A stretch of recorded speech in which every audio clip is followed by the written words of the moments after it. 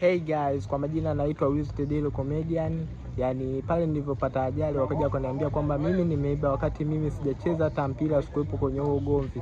Wakaja watu watatu wakaniambia kwamba ile pikipiki ambayo nilikuwa naendesha niende nikakate mgazi wakati mimi sijawahi hata kucheza mpira. Wakaja kuniambia yule dereva wa basi eti aliugua. Sasa mimi nishai kuona wapi na wapi watu wanaosha vyombo bila kusonga ugali?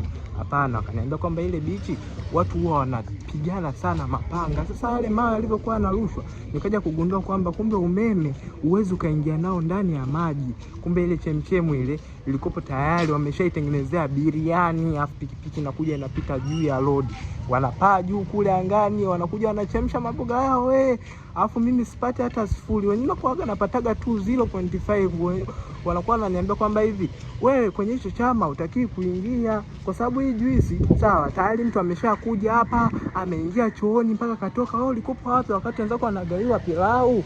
Mimi hilo geti sijawahi kabisa kuona mtu anasukuma geti alafu gari eti inakuja inapaki hapo na wakati watu wameshakatazwa. Wasitaki magari yao hapo, tayari kuna mtu ashai kuzama kwenye hayo maji. Umeona? Mimi kuja kuangalia vizuri hivi na kugundua kumbe daladala sio mtu. Yule jamaa na roho ya kisnitch, yule ni mchulo. Oya, ukienda kuangalia vizuri unagundua kwamba kumbe kuna watu wanaloza.